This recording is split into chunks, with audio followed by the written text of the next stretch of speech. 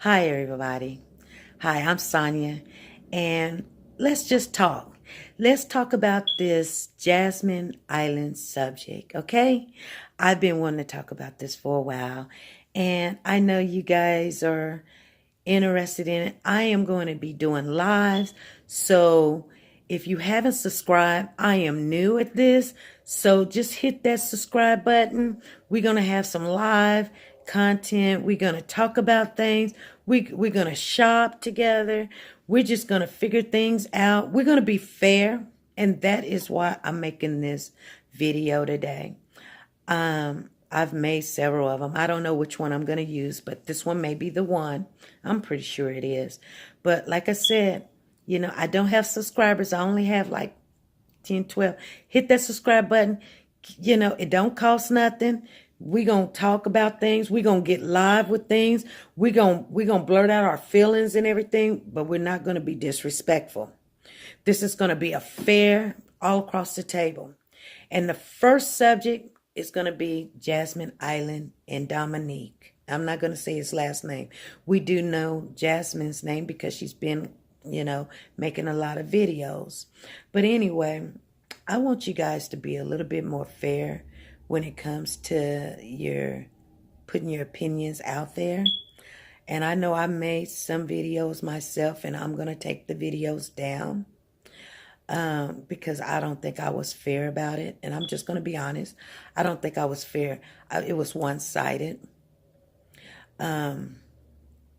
Because we do have our opinion, but sometimes our opinions can hurt other people. And it can persuade other people to jump on that bandwagon just because, they're female or they're male or they got money or they're poor or they're famous or, So be careful with your opinion, because it does matter and it can hurt other people. And I don't want no one to be hurt. And I hate that this happened, but since it has happened, we need to utilize the benefits that we can get out of it.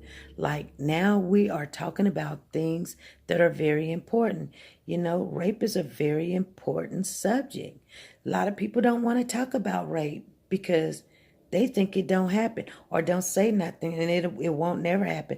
But we need to concentrate on the facts here. Something happened, and we need to talk to our daughters, and we need to talk to our sons about how to not be in a situation like this. Yeah, help, but get someone else to come with you to help. Don't be Superman. Oh, I'm going to pull her up, because everybody's thinking, you there, you there, you there. I was in a situation one time. I was driving down the street, and I'm just going to tell you guys this. I was driving down the street, minding my own business, and I was in a more luxurious car. And so I was on the wrong side of town, but I had to go drop something off at, to my mom. And so I was on the wrong side of town. So I was dropping whatever off. I can't remember what it was, but so I was coming down the street, and I seen this guy, and he was standing on the corner, and I seen blood coming from his face, and I was like, oh my God, what happened to this guy? And so I was like, I need to get him some help. So I call on my phone, and this was years and years ago. This is about 12 years ago, exactly 12 years. So I called on my phone. I called 911, and I'm talking to the operator. And I'm like, this guy is standing on the corner. He's got blood dripping from his head, all on his shirt, all across his face. And they was like, what's going on? And I said, I don't know. They was like, well, go back, turn around and go back. And I didn't want to, because I actually was on my way to school. And if I missed another day of school, I was going to get kicked out the program. So I really didn't want to do it. But I looked at my clock, and I said, well, I got a little bit of time. I'm going to go back, and I'm going to circle around and see what's going on. So I circle around, and I drive really slow, and I'm looking at him. So I'm telling the lady on the phone, this guy, he's got blood dripping everywhere. And there's a guy standing over there with him, and now he's sitting down, and there's this guy standing over him. And I said, I don't know what he's doing. So she says, the operator tells me to go back. Yeah, she tells me, she says, go back and see who that is. And I don't want to do it. I don't want to. Because I don't want to get involved. And plus, I've got this expensive vehicle. And this is a bad side of town. And this is a bad decision to go back. Because, they could be beating him down. And here they is going to beat me down. I'm a little bit more better catch, So, anyway, she talked me into it, so I went. And there was a parking lot right across the street from where they were at, but I could barely see because I don't have good vision. So you'll see me looking at a little bit of everything, but I don't have good vision. So unless I have my contacts in, and I don't, or my glasses on, and I don't. So that's why, it's kind of strange. I'm talking to this phone when my camera's in the shop, so we're going to do with what we have. But anyway, nevertheless, I pull up to the parking lot, and I'm talking to the operator, and I'm telling her, I'm like, hey, this guy's standing over him. I don't know what he's doing, and I just see blood all over the place. You guys need to get an ambulance, get the police down here. Hurry up, because I don't know, And she was like, go see what he's doing. And I'm like, hey, lady, you crazy. He must be doing something. I don't know. I don't know. I just see a lot of blood. I can't even make out this guy's face. I see a lot of blood. She was like, go and see.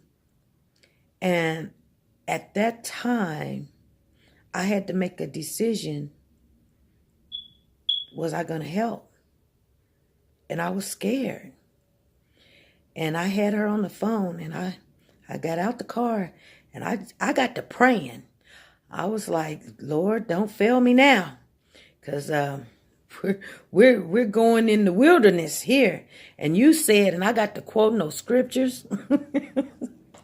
I did. I got to quoting those scriptures, and she heard me on the phone, and I was quoting them, and I kid you not, it comes to you just like it was like boom. Hey, thou I walk through the valley of death, I will feel no evil. And I was going through it, and I'm telling you, I can't go through it because my adrenaline was kicking in, and I was quoting those scriptures, and I was calling on God, and I was calling on him, and I'm coming for one of your kids. I'm coming for one of your children. I don't know what this meant. And I came up to the situation. And I had the phone in my hand so the operator could hear what I'm saying. And I told the guy, and I said, look, get away from him. Now, get away from him. I got the police on the phone, and they're coming. You get away from him. And the guy was like, I'm trying to help. Well, at the way it looked, it didn't look like he was trying to help. I don't know what and when the guy turned around, I knew who he was because I knew his family. And they actually own a lot of the churches here in the town that I live in. So, and I told him, I said, I know you.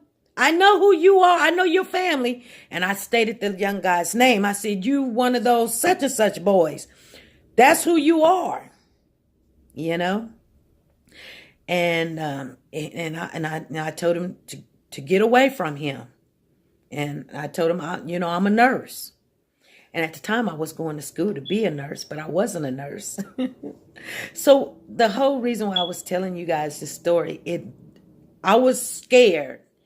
And it looked like I don't know, at the time, it looked like the guy was like, he said, I'm helping him. I'm here to help him. I said, just get away. Just get away from him.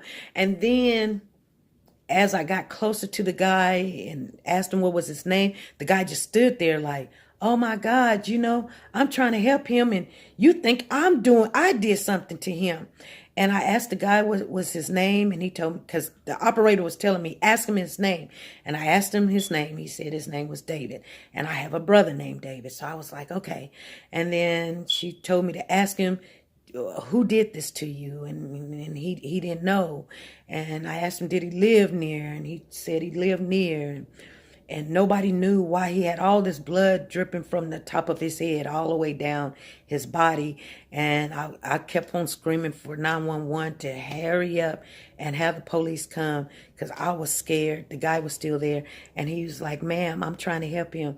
And then I started feeling a little bit more comfortable with him being there. So he was assisting me to try to help him. And when the police got there, they kept me there, kept him there. And we found out that he had had a seizure and busted his head wide open, but it didn't look like that. So what the reason why I'm telling you guys this story is sometimes things can look one way and we can make them look that way. Like I said, on the Jasmine thing, situation, they were saying that he had put something in her drink. And so they have a video showing a drink that she was drinking. They stop the video and say, see there's something right there in that video. And everybody was like, yep, there's something right there. See there, he kissing her on the neck. See, see, he funneling her tits. And, he could have been raising her dress up. I mean, when I looked at the drink, what was in her drink was bigger than a 50-cent piece. It didn't look like a pill. It was very big. And I'm just saying, so you guys, I want you guys to be a little bit more open-minded. Just because she's a female, that could be your sister, that could be your daughter. But he's a male, that can be your son, and that can be your brother. And be fair about it, because she's not the poster girl for the Me Too movement. And she's not trying to be, she's trying to live her life. And actually, she just got married yesterday. She's married. She wasn't married before. Everybody was like, no, this is her husband. See, that's not true. She just got married yesterday. So congratulations to Jasmine and Cornell, if that's his name. I think, I'm not for sure. And I'll show you guys a video clip of her getting married. It's right here. Or it's right here. I don't know which one it's going to be. But I'll put the link in there. I'll show the video. I'll try to put the video in there. And you guys, let's be fair. Because, that's only but right. Don't take one side or the other. Just because she's a male, because she's a female, and she's cute. He's a male, and, he's a man. He can handle it, whatever. No. You do not want to be in that situation either. I wouldn't. Because really nobody wins. So let's be fair. And hey, if the law don't work, we need to change the law. If it's not working, we need to change the law to make it better. So innocent people don't get drugged in the mud. That's a light way to say it. Anybody that's accused that's not the person that did whatever, they're going to get drugged. But anyway, I got to take this phone call. And you guys, you have a blessed day. And keep both of them in the prayers, because they're both going to need some therapy, regardless if it's true or not. But anyway, this is the first video. Like I said, we're going to do some live. So subscribe. And I'll see you guys later. Have a good Monday.